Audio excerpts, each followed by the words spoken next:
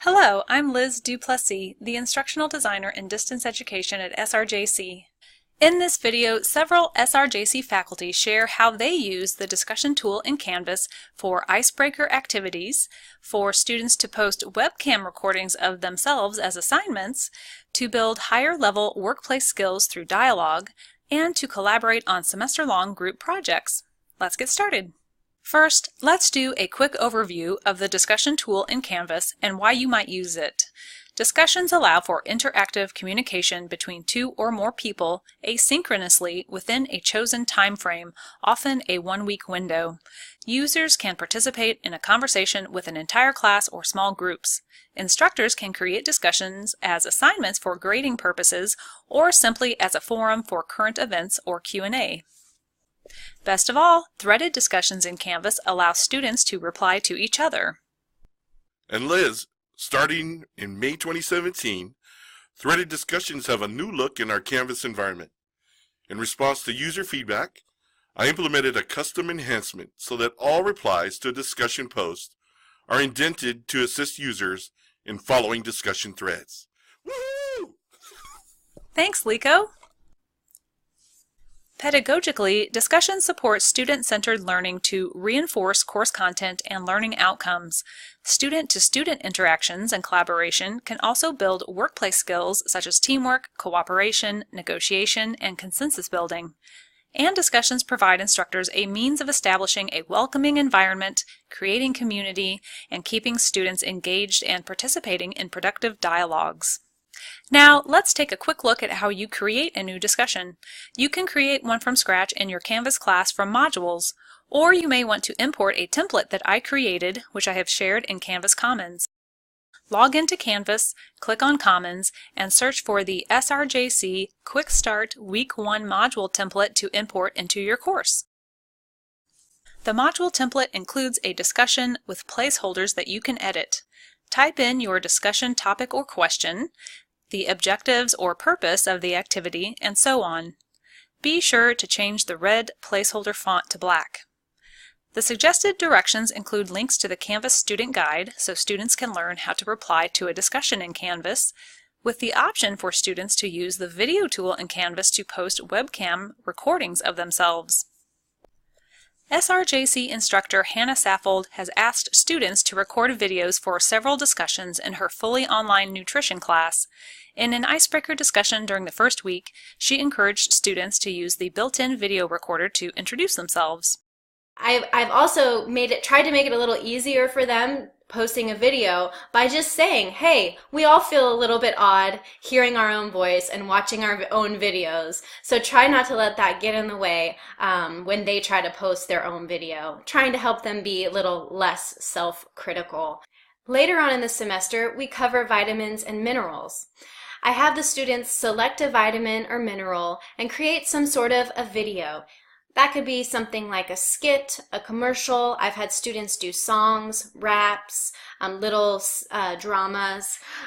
And then after they have made their video, they upload it to the discussion board, and it gives a chance for the students to watch each other's videos and get to know the vitamins and minerals better. It gives them a way to connect to each other, but also bring the material to life for them.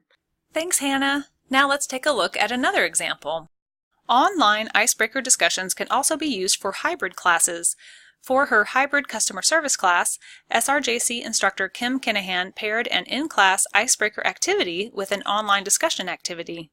During the first face-to-face class meeting, students completed a self-assessment of their soft skills relevant to customer service and discussed their results in small groups. Then, Kim used an online discussion forum in Canvas to extend the conversation with the class as a whole.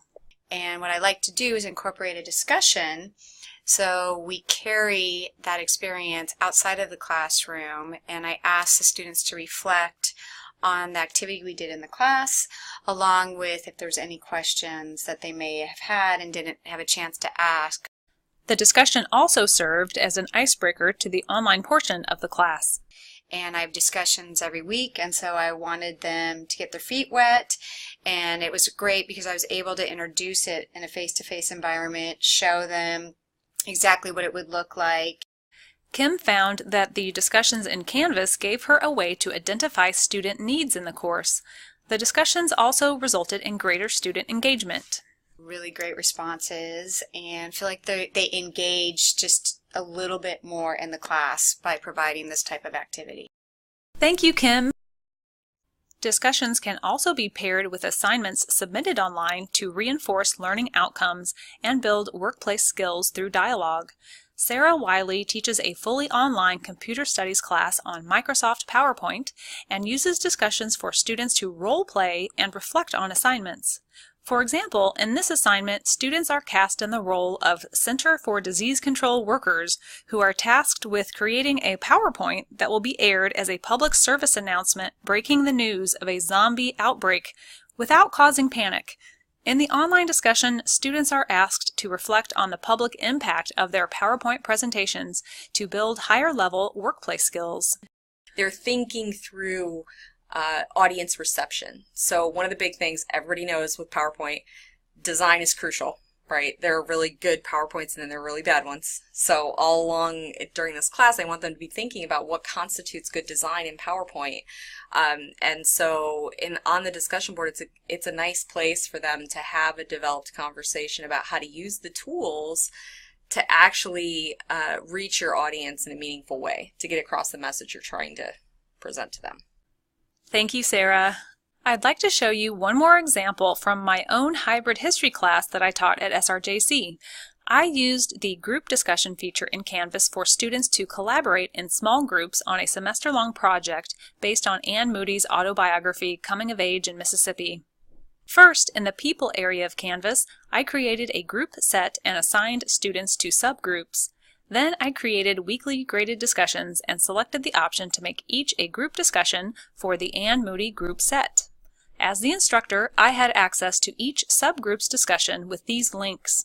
Students only saw the discussion posts for their assigned subgroup, which they could access from modules and in each subgroup's special groups area in Canvas.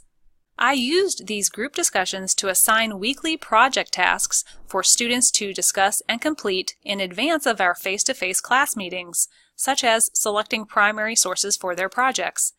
Then I had groups continue their discussions in person during our face-to-face meetings. I found this approach an effective way for me as the instructor to provide timely feedback to students as they collaborated on group tasks.